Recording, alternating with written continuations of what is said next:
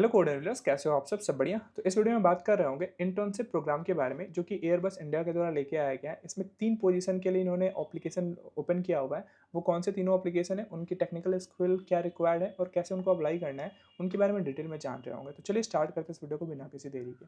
सबसे पहले जो आपका जो ऑपरेशन है वो बैंगलोर एरिया में है, तो आपको फुल टाइम ये इंटर्नशिप होने वाला है और आपको घर से ही काम नहीं करना होगा, आपको यहाँ पे जाना होगा और वहाँ से आपको इंटर्नशिप पूरा करना होगा। ठीक है, समझ में आ गया। तो ये पहला डाउट आप क्लियर कर लो। आगे बढ़ते हैं। 3 पोजीशन की बात हो रही है। फर्स्ट जो आपका इंटर्नशिप है वो है डेटा इंजीनियरिंग और इंटर्न का पोजीशन। सेकंड है automation and AI ML intern.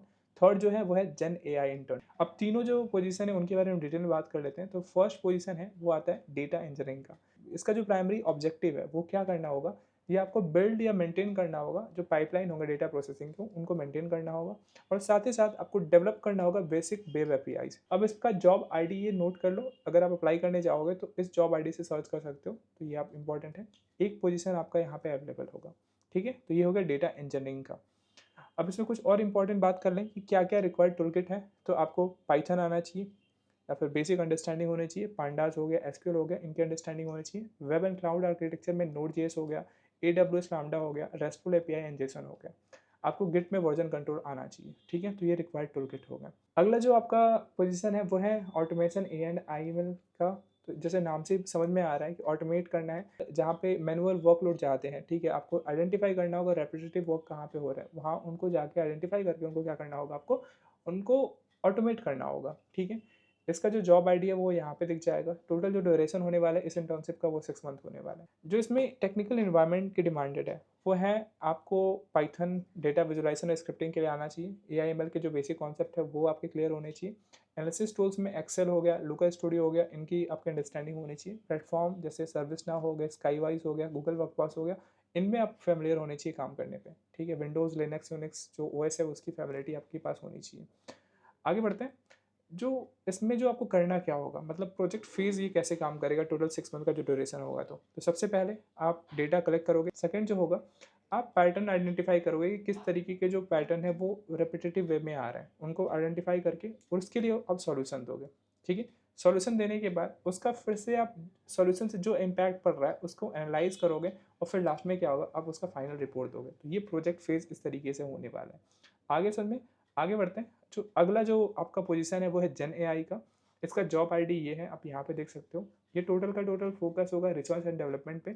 इसका जो प्राइमरी ऑब्जेक्टिव होगा वो रिसर्च एंड इम्प्लीमेंट करना होगा एडवांस एआई टेक्निक्स का, जिसमें आपका रैग शामिल हो गया। रिट्राइवल ऑगमेंटेड जनरेशन का यूज़ करके क्या करोगे, आप जो एआई टेक्निक्स हैं उसको इम्प्लीमेंट करोगे। ठीक है, आगे सन में इसके जो रिक्वायर्ड टूल किट है वो क्या है, जो डीप लर्निंग फ्रेमवर्क हो गया, जिसमें आपका टेंसर फ्लो हो गया, पाईटॉर्च हो गया, उसकी अंडरस्टैंडिंग होनी चाहिए।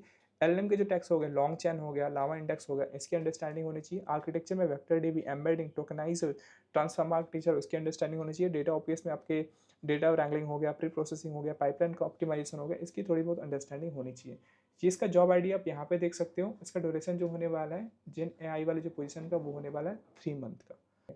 एकेडमिक एलिजिबिलिटी की बात करो तो इसमें डिग्री की रिक्वायरमेंट होगी। आप डिग्री को परस्यू कर रहे होगे या फिर कंप्लीट भी कर रहे होगे तो इसके लिए अप्लाई कर सकते हो। लेकिन आपका जो ब्रांच होना चाहिए वो किसी भी डोमेन में हो सकता है, कंप्यूटर साइंस, आईटी, मैकेनिकल। लेकिन आपको जो बेसिक जो इन्होंने टूल किट बता रखा है, रिक्वायर्ड स्किल सेट बता रखा है, उसकी अंडरस्टैंडिंग थोड़ी बहुत होनी चाहिए, तब आप इसके लिए एलिजिबल हो गए। ठीक है, समझ में आ गया। आगे बढ़ते हैं। अब आता है कि कैसे अप्लाई करना है। तो मैं इसका लिंक जो है वो डायरेक्टली दे दूंगा डिस्क्रिप्शन में, वहाँ पे आप उसको एक्सेस करके डायरेक्टली वहाँ पे जा सकते हो। तो आपको एक्सेस करना है पोर्टल को और जो जॉब आईडी है उससे, मतलब स्पेसिफिक जॉब आईडी जिस पे अप्लाई करना चाहते हो उससे सर्च कर लो, इनपुट आईडी डाल के वहाँ पे आपको फॉर्म मिल जाएगा, वहाँ पे अप्लाई का लिंक आएगा। फिर वहाँ पे आप सीवी और रिज्यूमे और जो भी रिक्वायर्ड फील्ड होंगे उनको भर के आप उसको सबमिट कर दो। आप यहाँ पे अपना अभी सीवी बना लो। ठीक है, सीवी के लिए मैं यहाँ पे हिंट दे रहा हूँ। जिस पोजीशन की अप्लाई करना चाहते हो तो स्पेसिफिकली उसके लिए आप क्या करो, सीवी डिजाइन करो। ऐसे अगर पहले से ऑलरेडी बना रखा हुआ है तो आप डायरेक्टली उसी को ना यूज़ करा करो। आप जिस पोजीशन के लिए अप्लाई करना चाहते हो, जिस भी इंटर्नशिप के लिए, उसका जॉब डिस्क्रिप्शन देख लो या फिर जो भी रिक्वायर्ड स्किल सेट वो मांग रहा है उसके रिलेवेंट ही क्या करो, आप सीवी बना के उसको अपलोड किया करो। ठीक है, समझ में आ गया। तो यही था, तीनों पोजीशन के लिए मैंने डिटेल में बता दिया। तो बेस्ट ऑफ लक। तो मिलते हैं नेक्स्ट वीडियो में नेक्स्ट टॉपिक के साथ। जय हिंद, जय भारत।